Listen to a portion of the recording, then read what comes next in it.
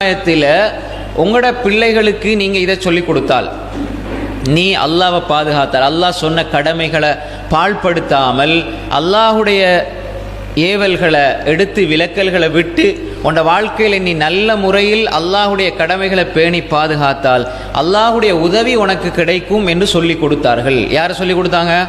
ரசூல் ஸல்லல்லாஹு அலைஹி வஸல்லம் அப்துல்லாஹ் இப்னு அப்பாஸுக்கு சொல்லி கொடுத்தாங்க.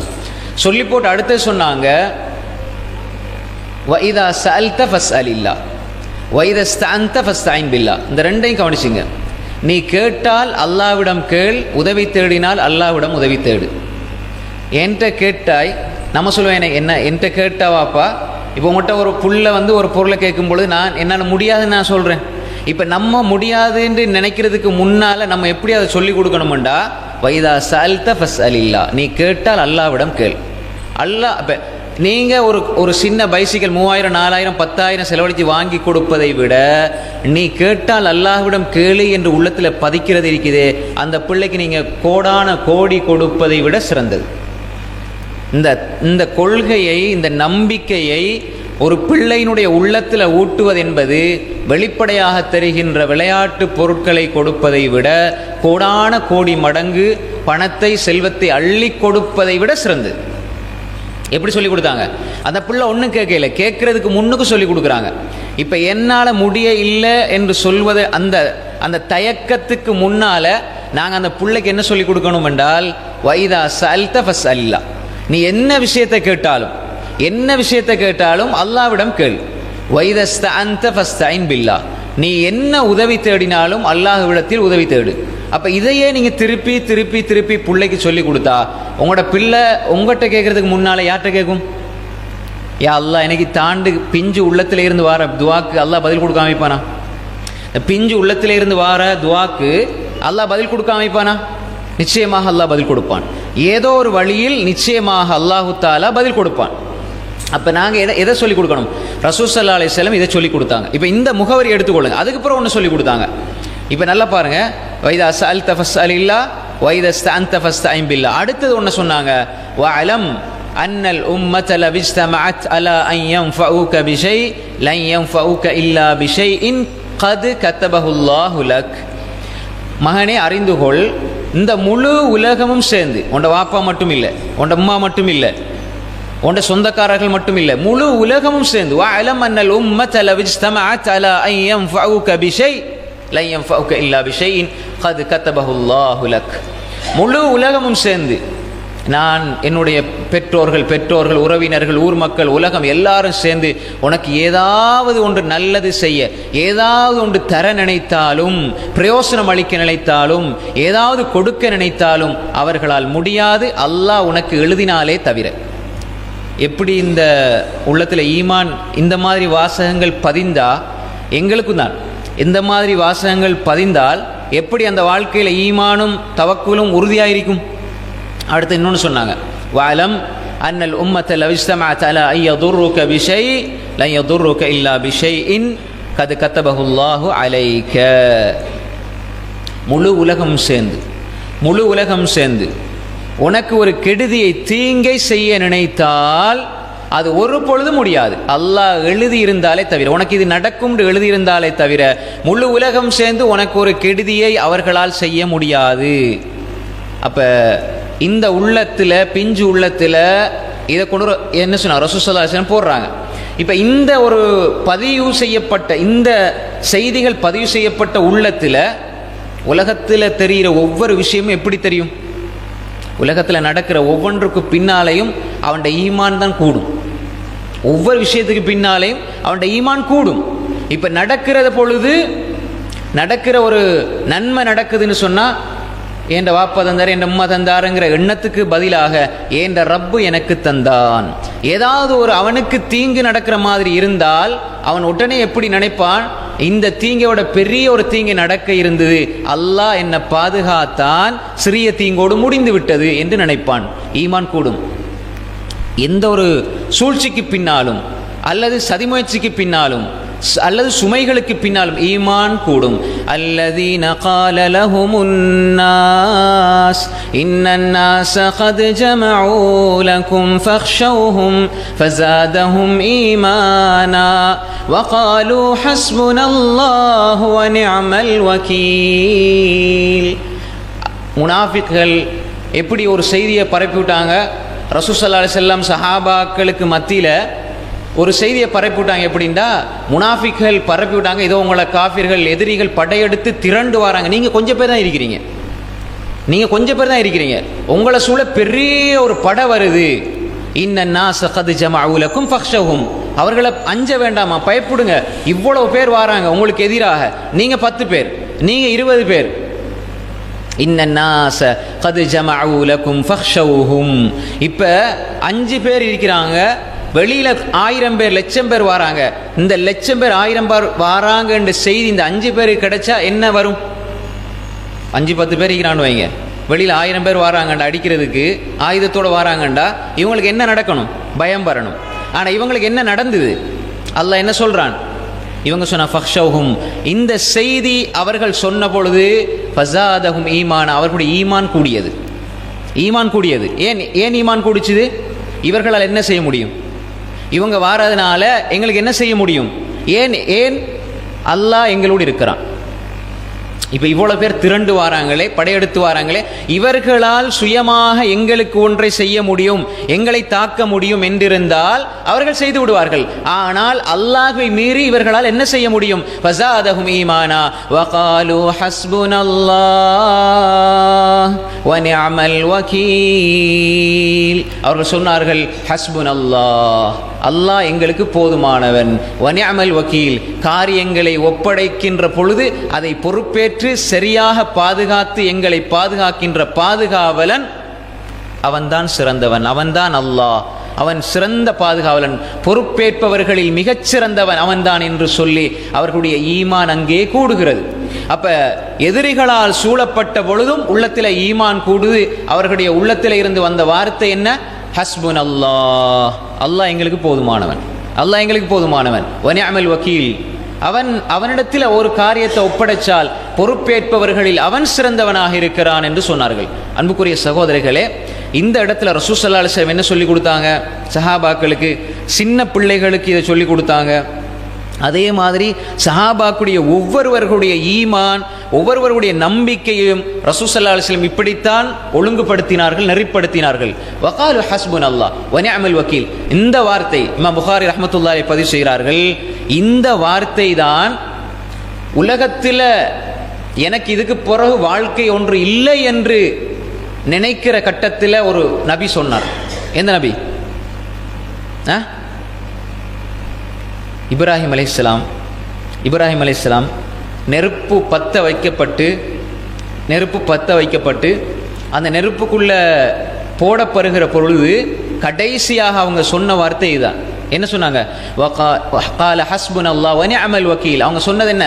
ஹஸ்புனல்லாஹ் வ நிஅமல் வகீல், அல்லாஹ் எனக்கு போதுமானவன். இந்த நெருப்பு அந்த ஜுவாலையிட்டு எரிந்து கொண்டிருக்கிற நெருப்பு நபி இப்ராஹிம் அலைஹிஸ்ஸலாம் அவர்கள் அங்கே போடப்படுகிற பொழுது அவருடைய வாயில இருந்து வந்த வார்த்தை ஹஸ்புனல்லாஹு வ நிஅமல் வகீல். அப்படி சொன்ன உடனே அல்லாஹ் சொல்றான், அங்க பதில் சொல்றான். அல்லாஹ் நெருப்போடு அல்லாஹ் பேசுறான். குல்னா யா நாரு கூனி பர்தன் வ ஸலாமன் அலா இப்ராஹீம். நெருப்புக்கென்று பொதுவான ஒரு சக்தி இருக்குது, நெருப்பு சுடும், இது அல்லாஹ் கொடுத்தது. நெருப்பு என்பது அதற்கு அதாவது குளிர வைக்கவும் முடியும், சுட வைக்கவும் முடியும். ஒரு கட்டத்தில் அல்லாஹ் சுட வைக்கிறான், ஒரு கட்டத்தில் அல்லாஹ் குளிர வைக்கிறான். இப்போ அல்லாஹ் இங்க சொல்றான், இப்ராஹிம் அலைஹிஸ்ஸலாம் எனக்கு என்ற ரப்பு போதும்னு சொன்ன உடனே, இதுக்கு பிறகு நான் நெருப்புக்குள்ளே போடப்பட்ட நெருப்புக்குள்ளே போகிறதுக்கு முன்னால் எனக்கு ஏதோ நான் பாதுகாவல் தேடினேன், கேட்டேன், இப்போ போடப்படுறேன், இதுக்கு பிறகும் ஒரு நம்பிக்கை, அதுதான் தவக்குல், அதுதான் அல்லாஹ் எனக்கு போதுமானவன் என்ற முழுமையான நம்பிக்கை. அப்போ ஹஸ்புன் அல்லாஹ் வ நிஅமல் வகீல் என்று சொன்ன பொழுது அல்லாஹ் சொல்றான், குல்னா யா நாரு கூனி பர்தன் வ ஸலாமன் அலா இப்ராஹீம். நெருப்பே, அல்லாஹ் நேரடியாக நெருப்போட பேசுகிறான். குல்னா நாங்கள் சொன்னோம், யா நார், யா மூசாவே, யா யஹ்யா, யஹ்யாவே, நபிமார்கள் அழைக்கிற மாதிரி அல்லாஹ் அழைக்கிறான். யா நார், நெருப்பே, கூனி பர்தன், நீ குளிர்மையானதாக ஆகிவிடு, வசலாமன், சாந்தமானதாக ஆகிவிடு, அலா இப்ராஹிம், இப்ராஹிமின் மீது. நெருப்பு அதனுடைய சக்தியை, நெருப்பு அதனுடைய தன்மையை உடனே மாத்துது. எப்படி மாத்துது? நெருப்பு அதனுடைய சக்தியை, தன்மை அப்படி உடனே மாத்துது. இப்ராஹிம் அலைஹிஸ்ஸலாத்துக்கு குளிர்மையானதாக, சாந்தமானதாக அப்படி மாறுகிறது. இப்போ இந்த இடத்துல பர்துன்னு சொன்னால் குளிர்மையானதா. இப்போ பொதுவாக அந்த இடத்துல இருக்கக்கூடிய அந்த நிலையில் இப்ராஹிம் அலைஹிஸ்ஸலாம் நெருப்புக்குள்ளே இருந்தாலும் ஆரோக்கியமாக நல்ல முறையில் இருக்கிறதுக்கு ஏற்ப அது அமைக்கப்படுகிறது. சலாமன் என்று சொன்னால் அது மேலதிகமாக. இப்போ சொர்க்கத்தில் என்ன வார்த்தை சொல்லப்படும்? சொர்க்கவாதிகள் சொர்க்கத்துக்கு போனால் அங்கே என்ன வார்த்தையை கேட்பாங்க? லா யஸ்மஊன ஃபீஹா லக்வன் வலா தஅஸீமா இல்லா கீலன் சலாமன் சலாமா. அங்கே லா யஸ்மஊன ஃபீஹா லக்வன் வலா தஅஸீமா, அங்கே வீணான பேச்சுக்கள், சும்மா கத்துறது, கதறது, ஊழையிடுறது, இந்த சத்தங்கள், எரிச்சல் ஊட்டுற சத்தங்கள் எதுவுமே இருக்காது. சும்மா 4 பேர் 5 பேர் சேர்ந்த பேசி கத்திட்டு இருப்பாங்களே, இது அங்கே இருக்காது. அங்கே என்ன இருக்கும் தெரியுமா? சலாம் சலாம் சலாம், சாந்தி சாந்தி, அமைதி, நிம்மதி. அல்லாஹ் அங்கே என்ன சொல்றான்? லா யஸ்மஊன ஃபீஹா லக்வன் வலா தஅஸீமா இல்லா கீலன் சலாமன் சலாமா, சலாம் சலாம் என்று தான் இருக்கும். அப்ப இந்த சொர்க்கத்தில் சொல்லப்படுற அந்த வாசகத்தை அல்லாஹ் இங்கே சொல்றான். அப்படி சொல்கிறான், குல்னா யா நாரு கூனி பர்தன் வசலாமன் அலா இப்ராஹிம், நெருப்பே இப்ராஹிம் மீது சலாமாக ஆகிவிடு. பர்தன் கூர்மையாக, சலாமன் சாந்தியானதாக, எந்த கூச்சலும் இல்லாமல் அமைதியாக இருக்கிற ஒரு இடமாக அல்லாஹ் மாத்துறான். அப்ப இயல்பை மாத்துகிறான் அல்லாஹ், அந்த தன்மையை மாத்துகிறான். ஏன்? அந்த நம்பிக்கை, ஹஸ்புனல்லாஹ் வ நிஅமல் வகீல். அப்ப எனவே நாம் இதை புரிந்து கொள்ளணும். என்றால் அதைத்தான் ரசூலுல்லாஹி ஸல்லல்லாஹு அலைஹி வஸல்லம் சொன்னார்கள். வைதா சஅல்த ஃபஸ்அலில்லாஹ், கேட்டால் அல்லாஹ்விடம் கேள், உதவி தேடினால் அல்லாஹ்விடம் உதவி தேடு. யாராலும் உனக்கு எதுவும் செய்ய முடியாது, அல்லாஹ் நாடினால்தான். யாராலும் எந்த தீங்கும் செய்ய முடியாது, அல்லாஹ் நாடினால்தான். அப்ப அல்லாஹ்வுடைய நாட்டத்தை தாண்டி எதுவும் நடக்க போறதில்லை. அல்லாஹ் நாடுகின்ற ஒன்றுதான் நடந்து கொண்டிருக்கிறது என்ற ஆழமான நம்பிக்கை எல்லா உள்ளங்களிலும் முதலாவதாக பதிய வேண்டும். இரண்டாவதாக, சுமைகள் உள்ளங்களை வந்தடைகிற பொழுது மனிதர்களிடத்தில் ஒவ்வொருவருக்கும் அல்லாஹ் பல்வேறு வகையான சுமைகளை ஏற்படுத்துகிறான் என்ற அவர்களுடைய செயல்களுக்கு ஏற்ப அது அமைகிறது. ஒரு மனிதன் முழுமையாக அல்லாஹ்வை நம்பிக்கை கொண்டு விசுவாசித்திருக்கிற பொழுது அவனுக்கு அல்லாஹு தாலா இந்த உலகத்தில் நிம்மதியான வாழ்க்கையை கொடுக்க மாட்டான். நல்லா விளங்கிக் கொள்ளுங்க, நிம்மதியான வாழ்க்கையை அல்லாஹு தாலா மோமினுக்கு கொடுக்க மாட்டான். ஆனால் நிம்மதியான வாழ்க்கை அவன் முஃமின் எப்ப பெற்றுக்கொள்வான் என்றால், கிடைக்கிற ஒவ்வொரு சோதனைக்குள்ளிருந்தும், கிடைக்கிற ஒவ்வொரு அல்லாஹுடைய அந்த அல்லாஹ் சோதிக்கிற ஒவ்வொரு சோதனைக்குள்ளும் முஃமின் தன்னுடைய பார்வையை சரியாக வைத்துக் கொள்வான். இதைத்தான் சரியா புரிந்து கொள்ளணும். நிம்மதி நிரந்தரமாக அல்லாஹ் எழுதி அப்படி எங்களுக்கு தரப்போறது இல்லை. அல்லாஹ் என்ன சொல்றான்? நான் படைச்சது உங்களை சோதிக்கிறதுக்கு. படைச்சது அல்லாஹ் என்ன எதுக்காக படைச்சிருக்கிறான்? சோதிக்கிறதுக்கு. அப்ப இந்த உலகத்தில் சோதனை என்பது சில பொழுது உள்ளத்தில் சுமைகளை உண்டு பண்ணி கொண்டே இருக்கும். இப்போ இதில் 2 வகையாக சோதனைகள் இருக்கும், 2 வகையாக மனிதர்களுடைய நிலைப்பாடுகள் இருக்கும். இதில் ஒன்று தடுக்கப்பட்டது, இன்னும் ஒன்று இபாதத், வணக்கமாக இருக்கும். இப்போ உலகத்தில் எங்களுக்கு வரக்கூடிய சோதனைகள், கஷ்டங்கள், சுமைகள், பிரச்சனைகள் எல்லாத்தையும் மொத்தமாக எடுத்தால் 2ஆக பிரிக்கலாம். ஒன்று ஹராமாக இருக்கும், இன்னொன்று இபாதத்தாக இருக்கும். சோதனை வந்தால், பிரச்சனை வந்தால் ஒரு மனிதனுக்கு இயல்பாக கவலை வருமா வராதா? வரும். இப்போ இந்த கவலை என்பது மனிதனுக்கு உள்ளத்தில் ஏற்படுகின்ற பொழுது ஒரு கட்டத்தில் நீங்கள் படுற கவலைகள் அது இபாதத்தாக இருக்கும், ஒரு கட்டத்தில் ஹராமாக இருக்கும். அல்லாஹ் குர்ஆன்ல சொல்றான், வலா தஹினு வலா தஹ்ஸனு வஅன்துமுல் அஅலவுன் இன் குன்தும் முஃமினீன். நீங்கள் பலவீனப்பட வேண்டாம், அதே போன்று நீங்கள் கவலைப்பட வேண்டாம், தளர்ந்து விட வேண்டாம், நீங்கள் பலவீனமாகி போய்விட வேண்டாம், அதிகமாக உங்களை நீங்கள் பலவீனமாக எண்ணிக்கொள்ள வேண்டாம். அது மாதிரி நீங்கள் சும்மா வீணாக யோசித்து நீங்கள் பலவீனமாகிடக்கூடாது.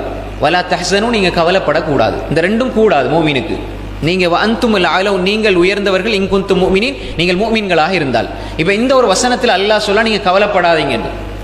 அப்போ இந்த இடத்தில் என்ன ஒரு மனிதனுக்கு சுமைகள் இருந்து கொண்டே இருக்கும், ஆனால் எந்த விடயத்தில் அவனுடைய அக்கறை கவனம் கூட போய் கவலை வருதோ அந்த கவலையை பொறுத்து அது தடுக்கப்பட்டதாகவும் இபாதத்தாகவும் வரும். நல்ல விளங்கிக் கொள்ளுங்க. இப்போ பாருங்க, உதாரணமா நீ அல்லாஹ் சொல்றான் கவலை என்பது மூமின்களுக்கு இருக்கக்கூடாது. அப்ப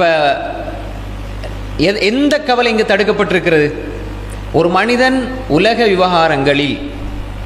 விவகாரங்களில் அவனுடைய எதிர்காலத்தை நினைச்சு, நாளைக்கு என்ற சம்பாத்தியம், நாளைக்கு நான் எப்படி உழைக்கிறது, இன்றைக்கு இருந்த மாதிரி நான் இருப்பேனா, அல்லது வீணாக ஒரு மனிதன் மனசை பலவீனப்படுத்துகிற மாதிரி ஒரு முஃமின் நினைச்சு வீணா கவலையை உண்டாக்குறது. இப்போ அவர் கவலைப்பட மாட்டார். சும்மா இருக்கிற பொழுது ஷைத்தான் என்ன செய்வான்டா, ஒரு மூமினை பலவீனப்படுத்துவதற்கு, ஒரு மூமின் பலவீனமாக இருந்தால் அவர் ஷைத்தானுக்கு பிடிக்கும். பலவீனப்படப்பட ஒரு மூமின் கவலைப்பட்டு அவன் பலவீனமாக ஆகி போக போக போக அவன் உள்ளம் பலம் குறையும். உள்ளத்திர பலம் குறைஞ்சால் அவனுடைய வாழ்க்கையில் அவனுக்கு ஒரு ஈர்ப்பு இருக்காது. வாழணும்னு கூட தோணாது. ஏன் மௌத்து அவ்வளோ மௌத்தா போகிறது அவ்வளோ கஷ்டம்னு தெரிஞ்சும் ஏன் தற்கொலைக்கு போகிறாங்க?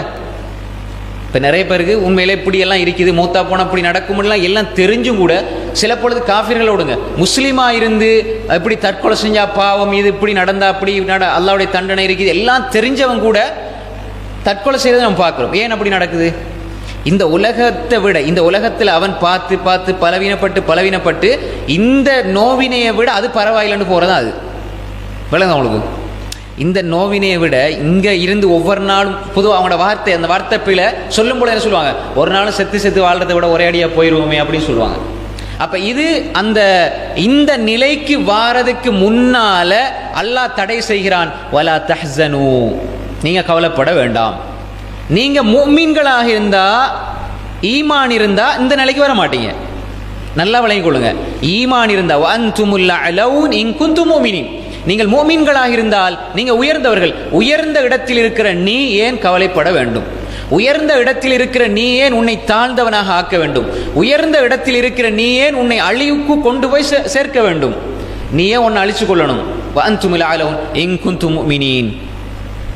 அப்ப எனவே இந்த உலகத்தை நினைச்சு, அதே மாதிரி நாளைக்கு என்ன நடக்கும்னு கற்பனையில வார கவலைகள் நினைச்சு கவலைப்படுறது, அதை சும்மா வீணா வருந்தி கொள்றது, ஒரு விஷயம் நடக்காத நினைச்சு கவலைப்படுறது, நடந்து முடிஞ்சதை நினைச்சு கவலைப்படுறது, நடக்க இருக்கிறது அது எப்படி நடக்கும்னு தெரியாது, ஆனா எல்லாத்தையுமே எனக்கு எதிராக நடக்கிற மாதிரி கற்பனை பண்ணி கவலைப்படுறது.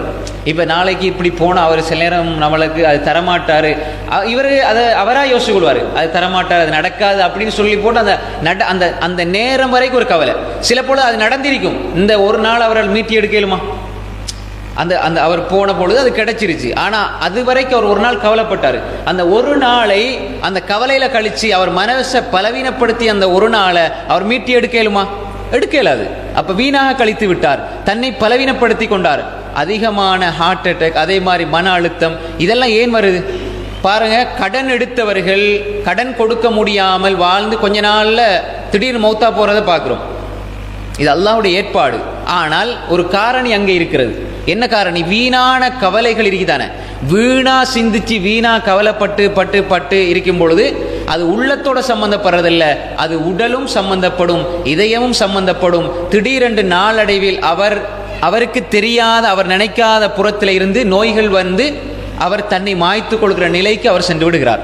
அப்போ எனவே நாம் இங்கே ஆழமாக புரிந்து கொள்ள வேண்டும்.